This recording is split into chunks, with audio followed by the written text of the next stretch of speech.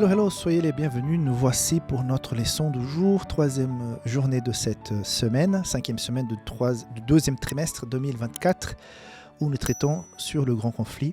Merci beaucoup d'avoir cliqué sur cette vidéo. Merci beaucoup si tu es un habitué de nos leçons quotidiennes. Je t'invite à partager la vidéo avec des connaissances dans les groupes WhatsApp auxquels tu appartiens, d'en parler aussi à d'autres, à l'église, pour qu'ils puissent aussi donc recevoir ce message. Sache aussi que si jamais tu passes par quelque chose de compliqué et difficile, nous avons un Dieu en qui on peut faire confiance. Je suis sûr que si jamais tu passes par quelque chose de compliqué, si tu mets dans cette affaire, dans cette situation, notre Dieu, si tu lui fais véritablement confiance, la place, je pense que la donnée peut effectivement changer. Donc, peu importe ce que tu vis actuellement, je t'invite à défier Dieu. Dieu apprécie ce genre de défi. Voilà, Seigneur, je défie ton pouvoir, ton existence. Je te laisse champ libre dans ma vie. Je te donne mon cœur. Fais ce que tu veux, mais que tu puisses agir. Je veux sentir, je veux voir ta présence. Ça, c'est quelque chose d'inestimable pour Dieu, quand il reçoit cette autorisation totale et complète d'une âme sincère. Donc, c'est tout le bien que je te souhaite aujourd'hui. La leçon d'aujourd'hui, donc de ce lundi, j'ai pris comme verset principal 2 Corinthiens 13, 8. Car nous n'avons pas de puissance contre la vérité. Nous n'en avons que pour la vérité. Imagine que tu vas faire affaire avec quelqu'un que tu n'as pas confiance.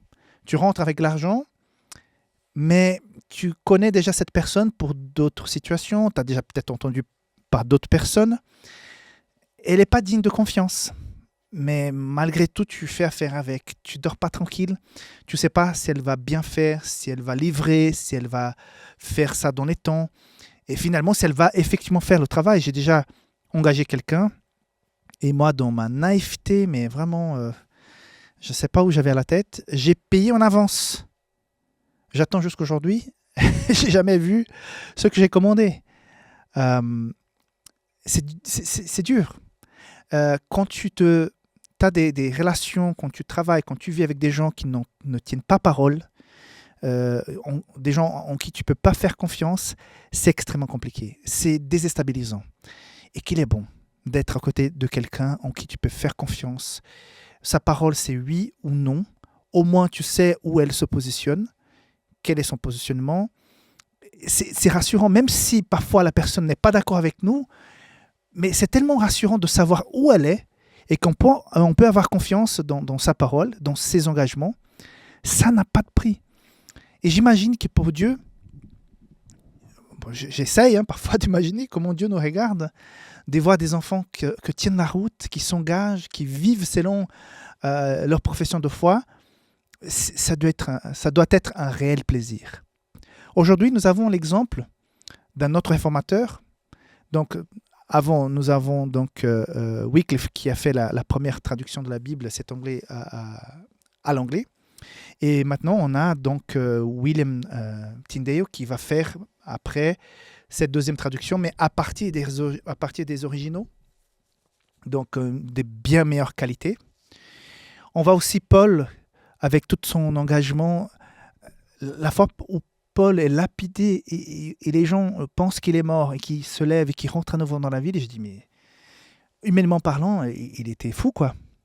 Mais parfois, on doit être fou de Dieu pour pouvoir continuer à croire, à s'engager, même quand il y a des injustices.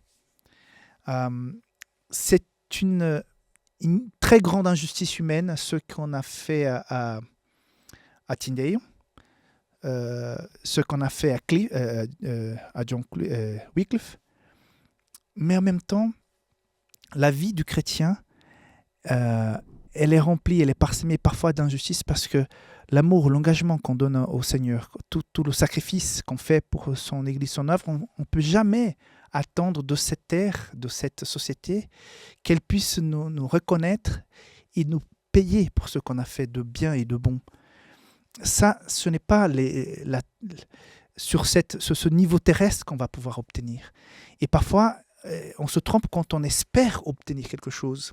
À partir du moment que tu te donnes sachant que tu vas retrouver tout ce que tu as donné au-delà de la terre, dans la vie éternelle, ça change complètement ton chip, ta façon de réfléchir. Et je pense que c'est ça qui a animé ces personnes. Ils n'attendaient plus rien de ces personnes ici-bas. Ils n'attendaient plus rien de l'homme, de l'Église de l'époque. Ils ont tout simplement fait ce qu'ils devaient faire. Paul a tout simplement obéi ce que le Saint-Esprit lui disait. Quand on lui dit, mais viens à Philippe, passe de l'autre côté, viens en Europe. Et ces hommes ont fait ça. Ils ont fait des choses dangereuses, folles parfois, mais parce qu'ils étaient convaincus que le Saint-Esprit les envoyait, les dirigeait à quelque part, les invitait. Et ils n'attendaient pas qu'on puisse les reconnaître ici-bas. Parfois, j'ai déjà rencontré plusieurs personnes au niveau de l'Église blessées parce qu'ils ont servi tant d'années l'Église, ils ont fait tant de dons, ils se sont engagés. Ils attendaient quelque part que sur la terre, parmi les êtres humains, on puisse reconnaître tout ça.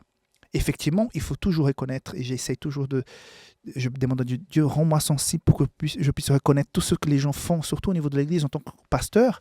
Beaucoup attendent de moi que je puisse reconnaître leur engagement. J'ai essayé de faire, peut-être, j'ai manqué parfois, mais au fond, et surtout quand tu es pasteur, c'est vrai que parfois, on a beaucoup de reconnaissance, mais les gens ne voient pas tout ce que les pasteurs doivent faire et toutes les heures de travail, d'engagement et parfois de privation qu'on passe parce qu'on est pasteur et tout ça. Mais il ne faut pas attendre que les frères et que l'Église et que les administrateurs, tu le fais pour Dieu, quoi. Et je sais que parfois c'est blessant de ne pas avoir une certaine reconnaissance. Et au fond, nous attendons tous un peu ça.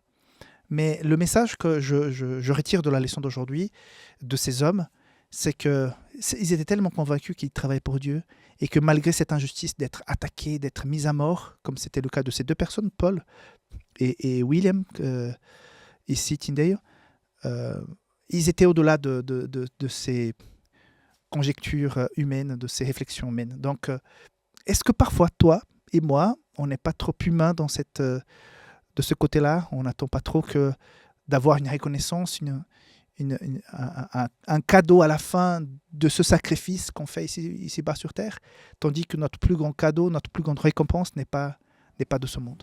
Voilà, que Dieu te bénisse et je t'attends demain pour la leçon de mardi. Bye bye.